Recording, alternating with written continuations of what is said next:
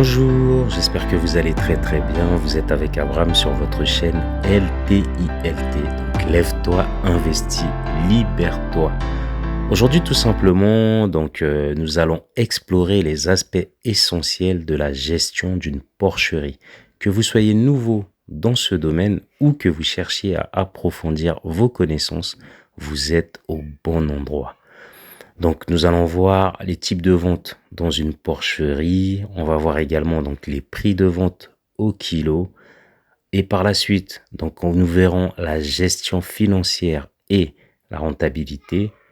Et ensuite, donc les défis ainsi que les stratégies. Et nous ferons donc une petite conclusion par rapport à ce qu'on aura vu. Voilà. Donc, on va commencer tout simplement par les types de vente dans une porcherie, donc au Congo-Brazzaville, puisqu'on parle justement du Congo-Brazzaville. Il existe principalement deux types de vente. La vente en gros et la vente au détail. Après, donc, on a dit principalement. Donc, il y a également d'autres types de vente. Ce qu'il faut savoir, c'est que dans une porcherie au Congo-Brazzaville, il existe principalement deux types de vente. La vente en gros et la vente au détail. La vente en gros s'adresse souvent à des revendeurs ou à des marchés locaux, tandis que la vente au détail peut se faire directement auprès du consommateur ou dans des marchés plus petits. Chaque méthode de vente présente ses propres défis et ses avantages, influencés par la demande du marché et la capacité de production. À présent, nous allons voir le prix de vente au kilo. Donc, ce qu'il faut savoir sur le prix de vente au kilo, c'est que il varie en fonction de plusieurs facteurs, tels que la taille de la commande, la saisonnalité et la qualité de la viande. En général, il peut varier entre 2500 francs CFA pour de grandes quantités et jusqu'à 3000 francs CFA pour des quantités moindres. Mais il est important d'ajuster ces prix en fonction du marché local et des coûts de production. Après, c'est vrai que ça se fait plus ou moins. Donc c'est vrai qu'il y a des moments, il y a des périodes, certaines périodes, lorsqu'il y a certaines difficultés, à ce moment-là, on observe une augmentation donc sur les prix. Forcément, donc si les coûts de transport sont plus élevés, et donc du coup ça se répercute automatiquement sur le prix des denrées, donc ce qui est un petit peu normal. Donc d'où le fait justement de l'importance d'investir dans ce domaine, puisque là donc tout est sur place. Après effectivement vous me direz que on n'a pas forcément des terrains à certains endroits stratégiques, mais j'ai envie de vous dire, et je vais le rappeler autant qu'il le faudra, que la plupart du temps, nous importons donc de la viande de porc, et donc le plus souvent, ça vient d'ailleurs. Et donc, quand on a des difficultés, forcément, ça se répercute sur les coûts, sur le prix de vente. Et donc, s'il y a beaucoup plus de personnes qui justement investissent dans ce domaine-là, ça permettra non seulement d'avoir une production assez conséquente, mais également de faciliter certaines choses. Donc, ce qui nous permettra également, à ce moment-là, d'amoindrir les coûts pendant des périodes de difficulté, telles que lorsqu'il y aura des pénuries de carburant, puisque là, c'est à ce moment-là des prix qui vont donc flamber. Et donc, ça nous permettra de maintenir un certain coût, tout simplement. À présent, nous allons évoquer la gestion financière et la rentabilité. Alors, ce qu'il faut savoir, c'est qu'une bonne gestion financière est cruciale pour assurer la rentabilité d'une porcherie.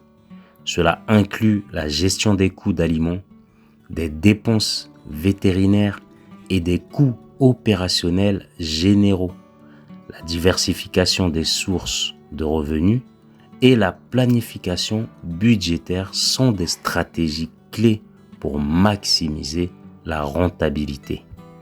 Donc c'est vraiment important justement d'avoir une excellente gestion financière. Parce que souvent en fait, ce qu'on a pu observer, ce que j'ai pu également observer, c'est que dans ce business, la plupart des personnes, parfois, ne répertorient pas, en fait, tout ce qu'ils dépensent. Et ça, c'est vraiment une base. Donc, ça veut dire que ils font leurs calculs. Pour moi, en fait, les calculs sont tout simplement erronés. Tout cela semble très beau, semble magnifique, sauf que, bien évidemment, il nous manque tout simplement à voir les défis et les stratégies. Pourquoi ? Tout simplement parce que dans chaque chose, dans chaque domaine, on rencontre des difficultés. Et ça, c'est des choses essentielles. Il faut vraiment prévoir, en fait, tout ce qui peut arriver en amont. Donc ça, en fait, il vaut mieux se préparer et pour nous permettre justement de pouvoir pallier à ces difficultés lorsqu'elles tombent, plutôt que de n'avoir jamais rien fait, plutôt que d'attendre tout simplement et puis de gérer ça, j'ai envie de dire, un petit peu de manière aléatoire. Donc de gérer ça au hasard. Après, c'est vrai que des imprévus, il y en a beaucoup. Regardons seulement dans la vie, on peut avoir des imprévus. Mais je pense que quand on se prépare justement à affronter des obstacles, on essaie d'étudier en avance, en amont, pas mal de choses. Et puis ça nous permet d'avoir un temps de réaction qui sera donc minime par rapport à la difficulté du moment. Voilà. Donc je pense qu'il est vraiment important de planifier ce genre de choses. Donc dans les défis rencontrés dans la gestion d'une porcherie, ça peut inclure donc l'accessibilité au marché. Voilà. Donc forcément des fois, vous savez un petit peu, en Afrique c'est pas trop simple. C'est pas trop simple parce que voilà. Trouver une place au marché, parfois ça peut s'avérer, apparemment, d'après ce que j'entends parfois, le parcours du combattant. Alors, dans les défis rencontrés, il y a également donc les conditions climatiques et les fluctuations des prix des matières premières. Les conditions climatiques, donc forcément, vous le savez, chez nous, quand il pleut énormément, donc les routes elles sont peu praticables et du coup donc l'accès au niveau du marché, il y a quand même des personnes et franchement faut les féliciter, ces mamans qui prennent quand même leur courage et qui vont justement vendre malgré la pluie pour pouvoir donc nous nourrir. Franchement c'est juste honorifique, j'ai envie de dire. Donc vraiment c'est magnifique ce qu'elles font. Après donc forcément donc à ça, c'est très dur. Donc après, pour surmonter donc ces défis, il est essentiel d'adopter des stratégies telles que la diversification des produits et donc l'amélioration également de capacités. En conclusion, la gestion d'une porcherie nécessite une compréhension approfondie des différents aspects de la production, de la vente et de la gestion financière. En suivant ces principes et en adaptant vos stratégies aux réalités du marché local, vous pouvez non seulement assurer le succès de votre entreprise, mais aussi de contribuer au développement durable du secteur agricole. Et ça, c'est le plus important. Je vous remercie tout simplement d'avoir suivi cette vidéo. Je ne sais pas ce que vous en avez pensé, donc je vais vous inviter à liker, à partager et à vous abonner pour ceux qui ne l'ont pas encore fait et à me dire si vous avez pu apprécier donc plutôt ce format, si celui-ci vous plaît ou pas, tout simplement. Donc, on se donne rendez-vous dans les commentaires. Portez-vous bien, prenez soin de vous et je vous dis à la prochaine. Ciao, ciao.